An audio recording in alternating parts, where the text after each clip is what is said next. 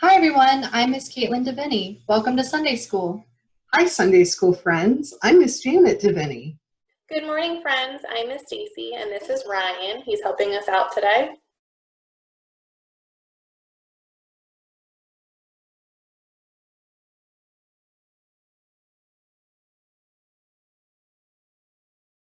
Today is a very special day called Reformation Sunday.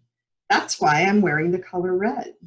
Today, we remember that Martin Luther nailed his 95 Theses on the door of the church in Wittenberg, Germany, starting the Reformation. It's also the day our confirmation youth will be confirmed during worship. Miss Caitlin and I taught this group when they were in elementary Sunday school, and we are so happy they will be confirmed today. We pray they will grow closer to God. Yes, this is wonderful. We pray they will grow strong in their faith. Today, our lesson is God's promise to David.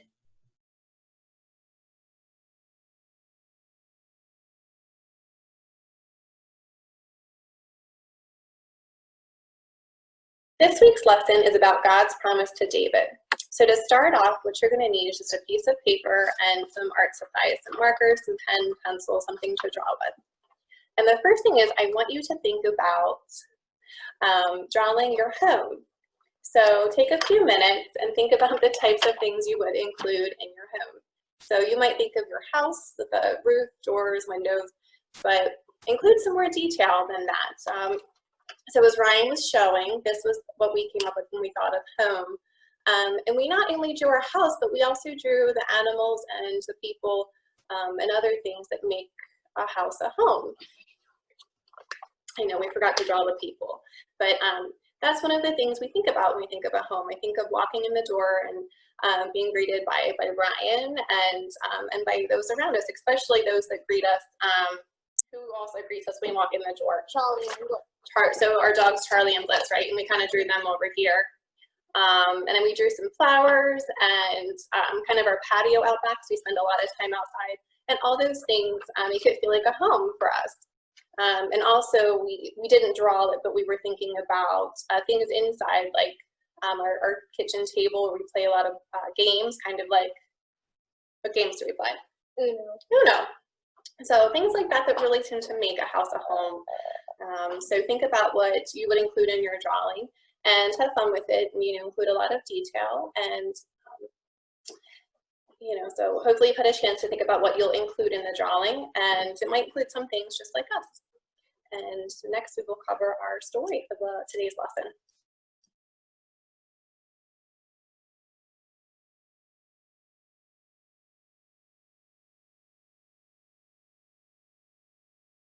In our story today, we're going to learn about a man who wants to build a house for God, but God has other plans for him. As I'm reading the story, you might want to close your eyes to imagine what the scene you were hearing might look like.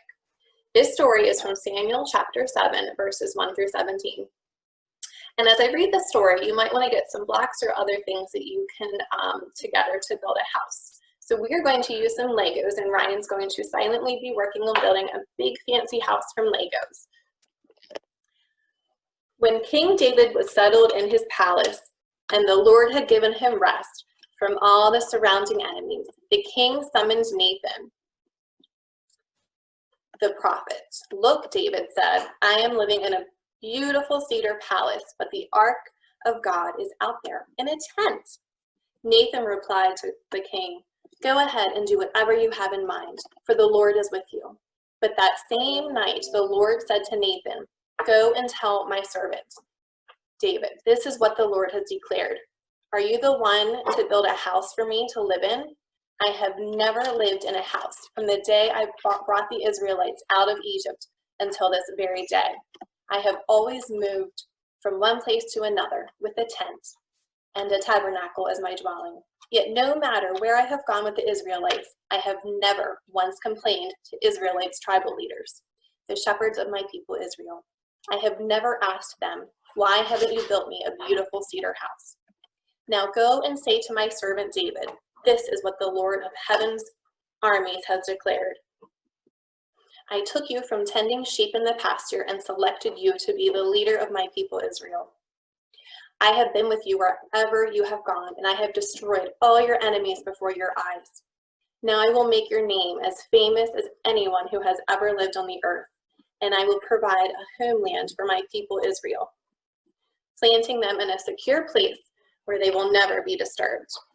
Evil nations will oppress them as they've done in the past, starting from the time that I appointed judges to rule my people Israel, and I will give you rest from all your enemies.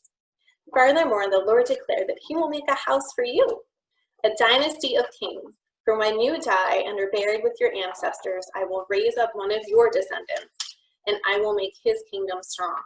He is the one who will build a house, a temple, for my name, and I will secure his royal throne forever. I will be his father, and he will be my son. I will correct and discipline him with the rod, like any father would do. But my favor will not be taken from him as I took it from Saul, whom I removed from your sight. Your house and your kingdom will continue before me for all time, and your throne will be secure forever. So Nathan went back to David and told him everything the Lord has said in this vision. So that was the end of the story.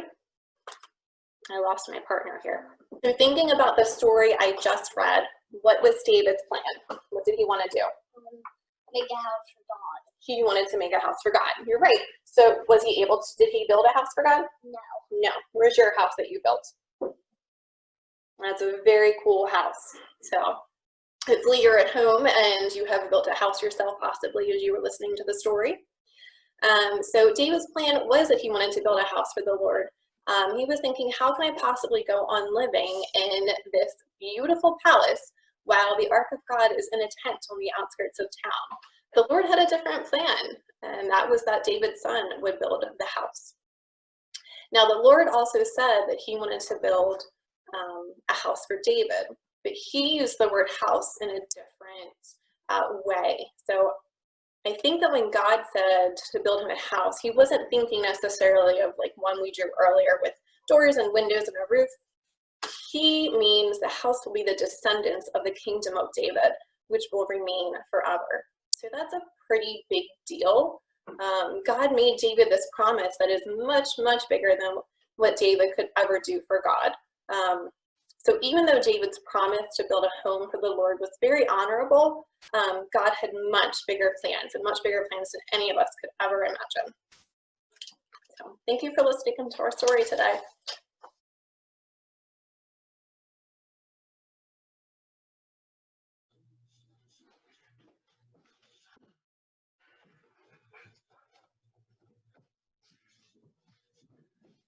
What are you doing? Is that my old jacket? Well, yeah, I mean, it seemed like you don't wear it that much anymore. Would it be okay if we gave it to people who don't have anything to keep themselves warm? Oh, sure. I have another one that I usually wear. That sounds great. Oh, that would be good. Okay. Well, I'm gathering winter coats here and scarves and gloves or mittens because there are people who don't have anything to stay warm. And Lutheran Church of the Good Shepherd right now is collecting these things that are in good condition, along with winter boots. So if anybody has any of those, they could drop them off at church in the bins near the doors, and then they'll go to Mason-Dixon Community Services to help people. Okay, that sounds like a good idea. Sure. Yeah. I can actually look around and see if I have some more good things that we can put together. That actually reminds me of today's story. David was concerned that God didn't have a home. We at Lutheran Church of the Good Shepherd are concerned about people who don't have a home and don't have a good way to stay warm or get enough to eat. That's for sure. So much is going on at Good Shepherd right now to help people who are homeless, cold, or hungry. Yeah. I also heard that the Christmas Basket Project for people in need is going on too. We're collecting non-perishable foods through November 22nd. We're also collecting gift cards of certain amounts for particular stores where people can buy groceries and needed items, along with household paper and cleaning products. So this looks like a good start. Right? Yeah, I got a few things together. We have to look for some of those other items and see what we can contribute. And on Saturday, November 14th, we're going to serve a hot lunch to go at the sharing table in Edgewood. That's to help anybody who needs a meal. And more people have been visiting now than ever. So we're going to do 240 meals this time, that's a lot. which is more than double what we have been doing. Help is needed to prepare and donate ground beef barbecue and to donate potato chips and hamburger buns. Donations of non-perishable foods are also needed. If you can help, look for the sign-up and the drop-off instructions in the Epistle e-letter. Yeah, that sounds great.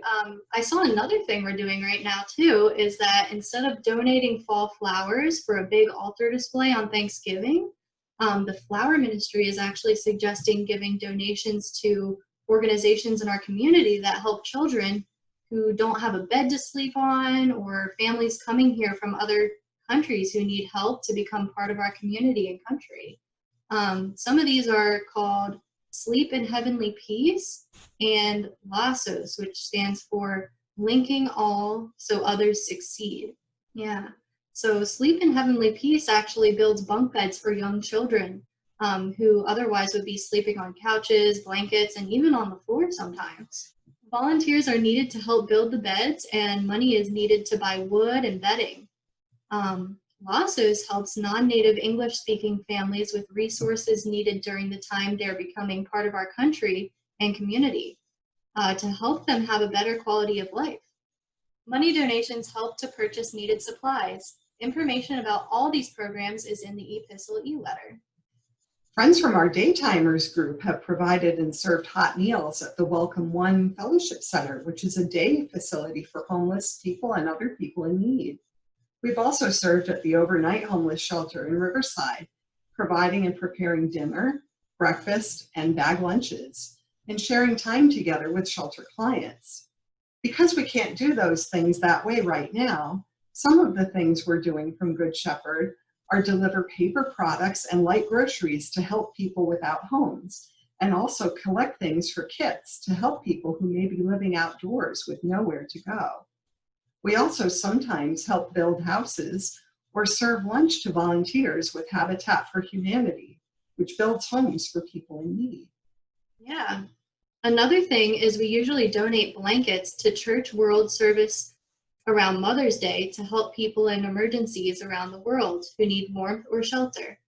Also, our Piece by Piece quilting group makes quilts for Lutheran World Relief and has made masks for people to keep well during this pandemic. We give individual donations through church to ELCA, World Hunger, and Lutheran World Relief to help people around the world who are hungry or homeless. What do you think our church's responsibility is to care for people without homes? I know 1 John in the Bible tells us, if anyone has material possessions and sees a brother or sister in need, but has no pity on them, how can the love of God be in that person? It also says, dear children, let us not love with words or speech, but with actions and in truth.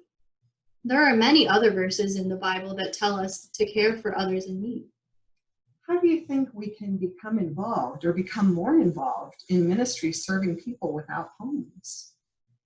Well, we can make sure we find out about what Good Shepherd is doing and join in together. We can listen to announcements or make sure our families get the e-letter so we know what's going on to help. Brainstorm an activity or a way your family can serve in one of these ministries together. What would be an appropriate way for people of all ages to serve together?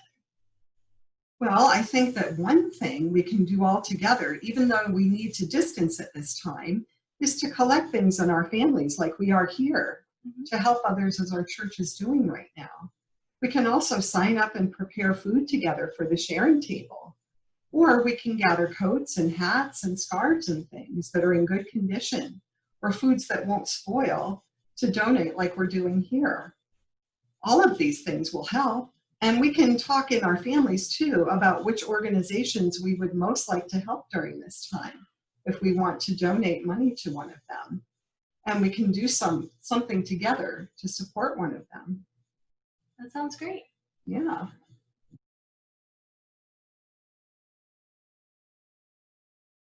In our story today, David did not end up building a house for God, but his son Solomon did.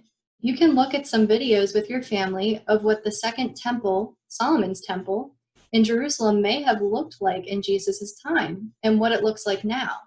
Let's take a look at a photo by PBS that shows what it looks like now from the southern side, where Jesus would have walked up the southern steps. You can see the temple is in ruins from destruction long ago.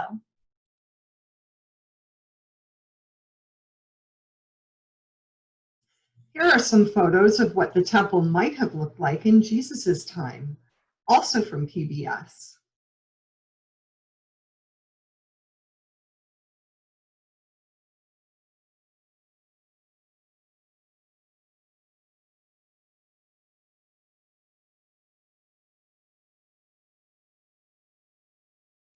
You can take a short virtual tour through the temple as it might have looked in Jesus' time in one of the video links sent to our Sunday school families.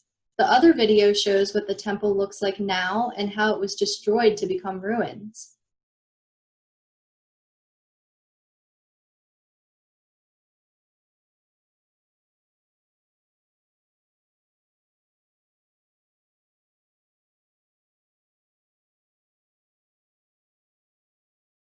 People of different faiths in different parts of the world have been building temples, churches, and other houses of worship for ages.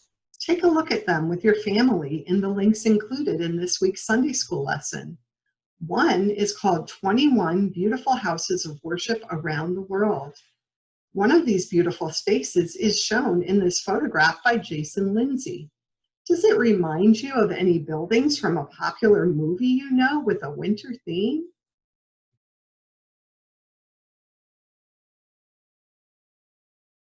If you guessed Frozen, you're right.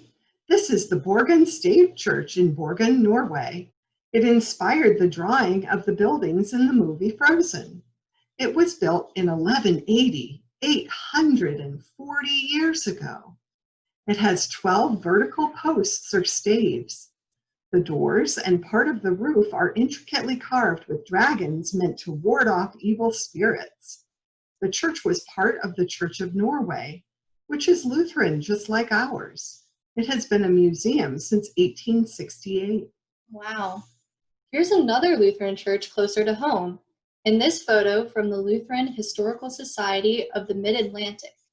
It's Zion Church of the city of Baltimore, where German services are still offered. Founded in 1755, this is the second church building, which was built in 1808.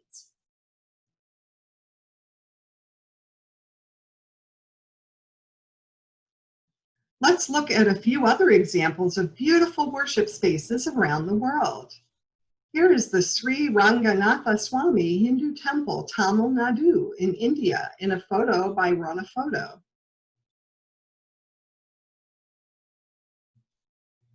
Here is the Sofia Synagogue from Sofia, Bulgaria in a photo by Paul Williams.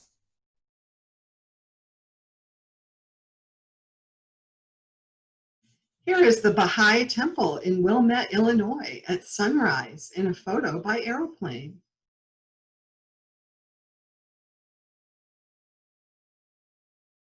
How are these houses of worship similar to the temple built by Solomon and to each other?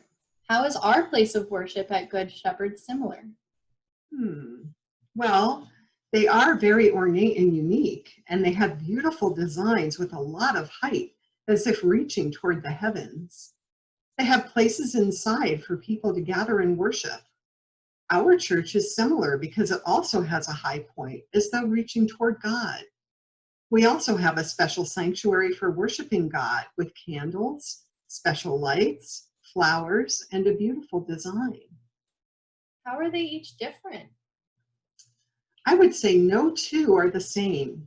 Each one is built with different materials, colors, design themes, and purposes in mind. They are unique, just as each person created by God is unique. Which do you like best? Oh, well, Good Shepherd feels the most like home since we've been members there for so long. Because it's so familiar and because we miss being there in the way we are used to, I think I like it the best. But I also love the colors and the dramatic carvings and designs of the other worship spaces. They are all beautiful in their own way. Yeah, they are.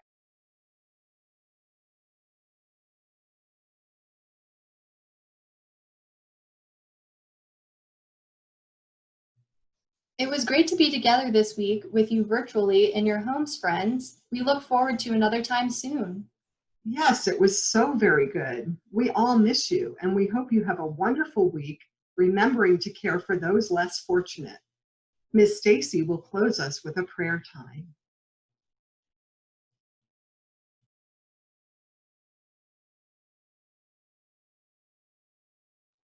Let's wrap up today's lesson with a closing prayer. Eternal God, you have always kept your promises to us, even when we have not kept our promises to you.